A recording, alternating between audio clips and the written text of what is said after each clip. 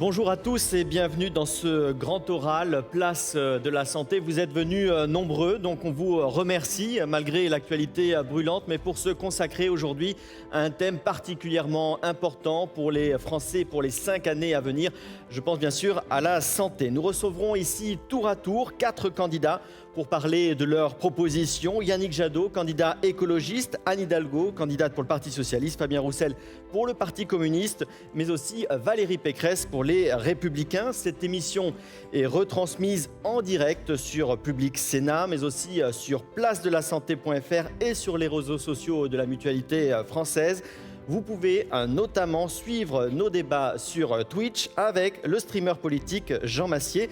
Et petit message de la Mutualité française aujourd'hui, nous comptons sur vous dans la salle pour être respectueux de la parole des candidats. Pendant ce débat en direct, nous vous demanderons donc en particulier de ne pas manifester soit vos accords ou vos désaccords avec l'un ou l'autre de nos invités aujourd'hui. Et donc nous commençons cette matinée spéciale avec vous, Monsieur Éric Chenu. Vous êtes le président de la Mutualité française, première fédération des mutuelles en France. Peut-être première question, comment allez-vous ce matin ? Bonjour Jérémy, bonjour à toutes et tous. Avant de répondre à votre question sur mon état d'esprit ce matin, je tiens à remercier les candidats à l'élection présidentielle de l'honneur qu'ils nous font d'avoir accepté notre invitation dans le contexte que l'on connaît avec l'Ukraine. On a une pensée bien évidemment pour l'ensemble des populations meurtries là-bas, d'avoir accepté notre invitation en participant à un exercice que l'on sait exigeant mais nécessaire et ô combien démocratique. Pour vous répondre, ce matin, je suis impatient et impressionné. Impressionné par le public ici au Palais Brongniart ou à distance qui nous suivent. Impressionné par celles et ceux que nous allons recevoir. Impressionné également par l'enjeu, éclairer le débat public des questions de santé, de protection sociale. Impatient également d'entendre les propositions que les candidates, les candidats à l'élection présidentielle vont faire en termes de propositions politiques, économiques, sociales, en termes de projets de société, pour certains privilégiant ce qui nous rassemble, pour d'autres ce qui nous ressemble, un choix de civilisation en somme, quant à notre rapport à la République telle que nous la connaissons, démocratique, laïque et sociale. Je crois que vous avez travaillé sur une grande plateforme. Quels sont pour vous les enjeux précis sur la santé aujourd'hui et pour les 5 années à venir ? Notre pays a à faire face à une triple transition. Tout d'abord, une transition écologique. L'impact de l'environnement sur notre santé n'est plus à démontrer.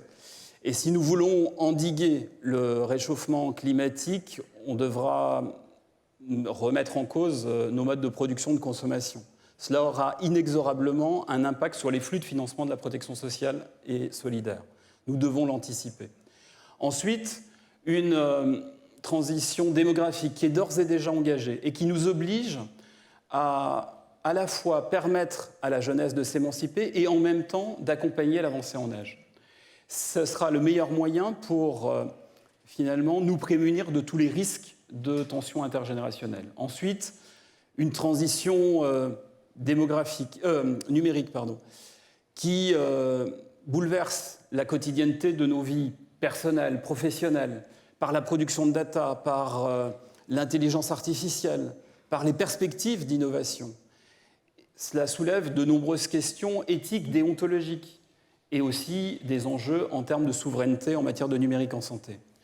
Tous ces enjeux montrent à quel point il est urgent de réinterroger la finalité même de la protection sociale, dans son sens, dans son périmètre, et également dans la répartition de l'effort entre le socle socialisé de la sécurité sociale et les couvertures mutualisées en santé, en prévoyance, en épargne retraite, en dépendance, et dans l'articulation entre solidarité et responsabilité individuelle et collective.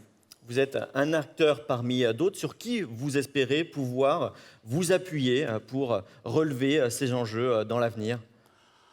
Pour réussir ce large et nécessaire compromis dans la refondation des protections sociales durables, socle de la cohésion sociale et participant de la promesse émancipatrice de la République, la participation de tous les corps intermédiaires, la mobilisation des acteurs du mouvement social seront des prérequis démocratiques indispensables.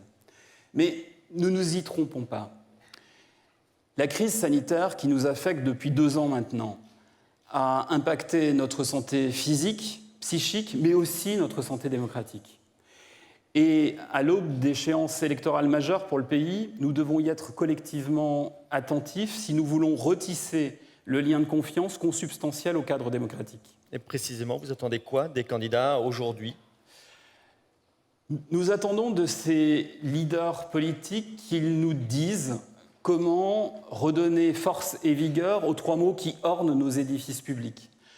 Comment garantir un accès effectif aux soins pour toutes et tous sur tout le territoire. Comment impulser une culture de la santé publique, de la prévention, pour faire reculer les inégalités en santé, pour garantir la soutenabilité du financement de la protection sociale. Comment conforter la démocratie en santé et faire progresser la citoyenneté sociale. Comment prévenir la financiarisation de la protection sociale, des prises en soins, des accompagnements, notamment des plus vulnérables, et ainsi nous prémunir de tout risque de prédation.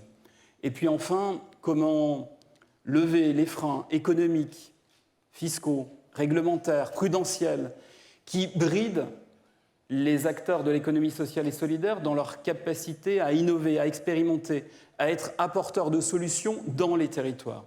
Nous avons besoin de les entendre, nous partager leur vision, leur ambition pour le pays, afin d'apporter des réponses aux préoccupations des assurés sociaux, des patients, des personnes malades en situation de handicap ou de dépendance.